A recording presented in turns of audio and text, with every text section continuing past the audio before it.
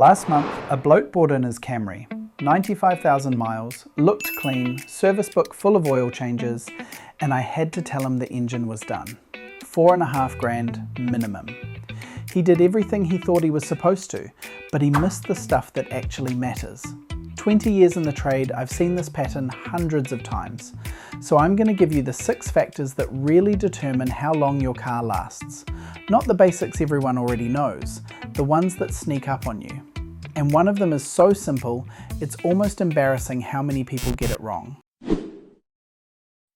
If most of your driving is 5 or 10 minutes to the shop, school run, work round the corner, I see this all the time. People swear the car's fully warmed up because the temperature needle looks normal. Thing is, that gauge is basically coolant. Coolant can warm up in 3 to 5 minutes. Your engine oil often takes more like 15 to 25 minutes to get properly hot. And until the oil's hot, you're in what I'd call cold running. That's when fuel and moisture can build up in the oil, and over time you get sludge and varnish.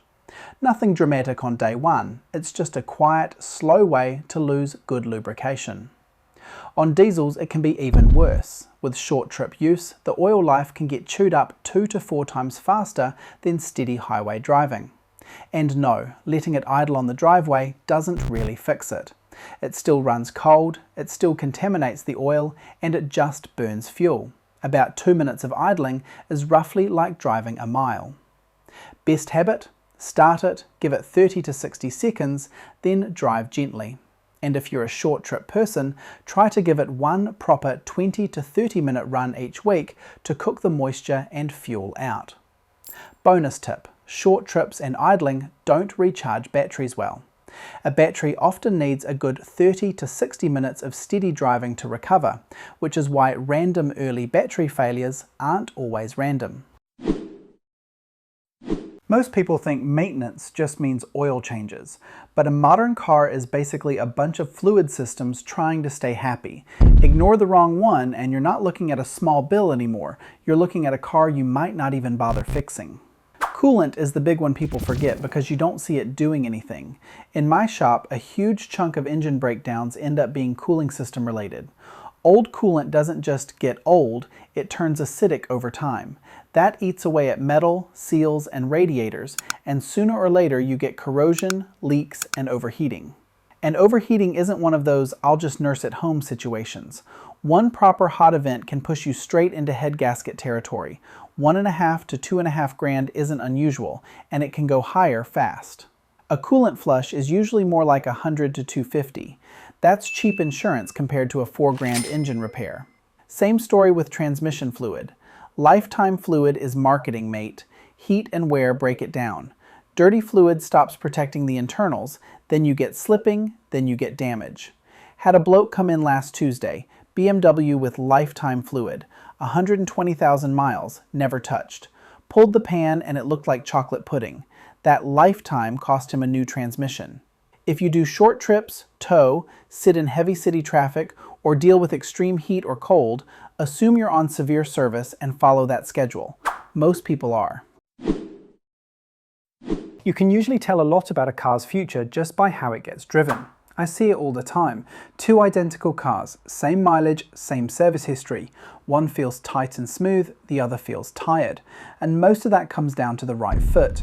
Aggressive driving isn't just hard on tyres and brakes, it's heat and shock going through the engine, the gearbox, the drive shafts, everything. And the big one is the transmission.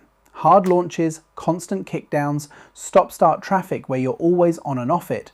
Heat builds up, the fluid gets cooked, and once that fluid stops doing its job, wear speeds up fast.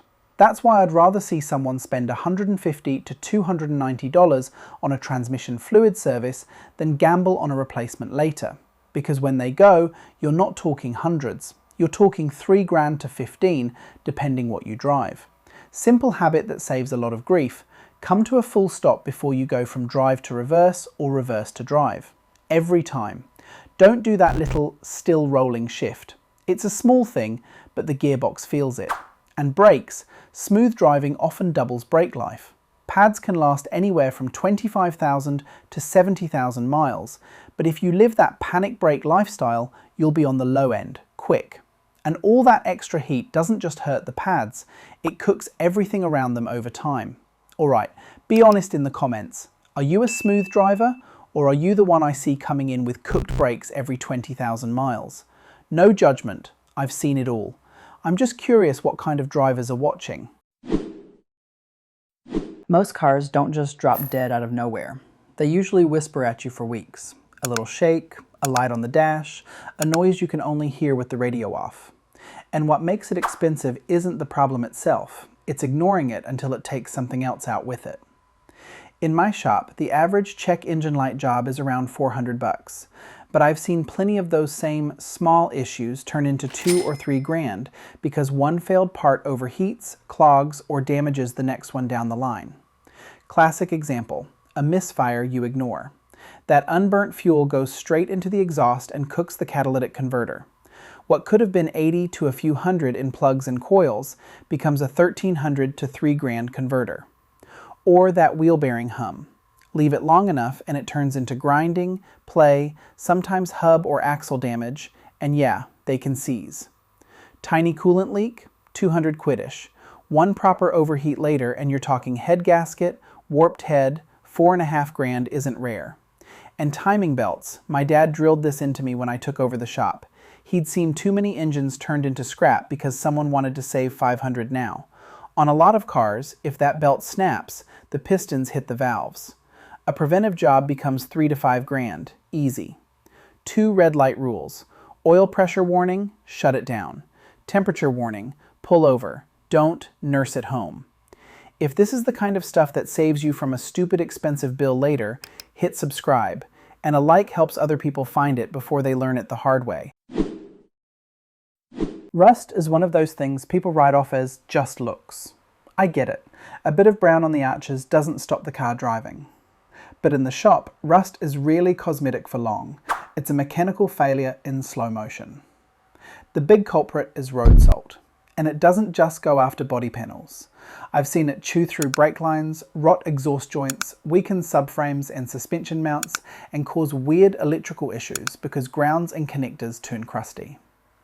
If you live where they salt the roads, and that's 28 states plus DC, especially places like upstate New York, northern Ohio, western Pennsylvania, Michigan, and most of New England, you're in the danger zone every winter. And here's the annoying part. A lot of corrosion damage isn't covered the way people assume. It often gets treated like wear and environment. So the tip is boring, but it works. Treat washing like maintenance. In winter, get the undercarriage rinsed every 1 to 2 weeks. And after a heavy salting, do it within a few days, not sometime. A $15 to $30 wash once a month is nothing compared to a $2,000 rust repair when something structural gives up. One more quick one, bird droppings. In warm sun, that stuff can etch your clear coat in under 10 minutes. If you spot it, wipe it off sooner rather than later. I see this one a lot. People buy a normal car or a small SUV, then start using it like a pickup. Bags of concrete in the boot, towing a camper every other weekend, roof box packed to the ceiling, and then they're surprised when it starts eating brakes, cooking a transmission, or sitting low in the back like it's had a rough night out.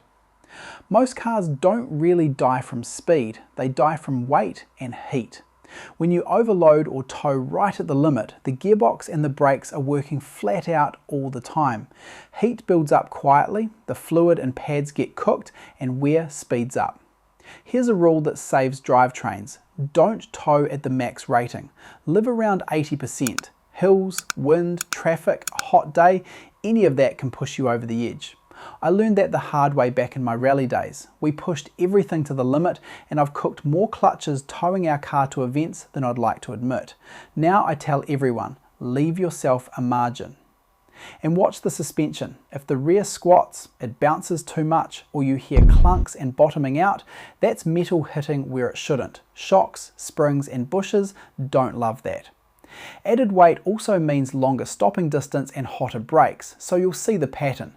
Sagging stance, uneven tyre wear, cooked brakes, then drivetrain complaints. None of these 6 things need a new car or fancy mods. It's mostly habits and catching small problems early. The big bills I see usually aren't bad luck, they're the same preventable mistakes repeated until something finally gives up. Most cars will do 200,000 miles if you treat them like they've got to last.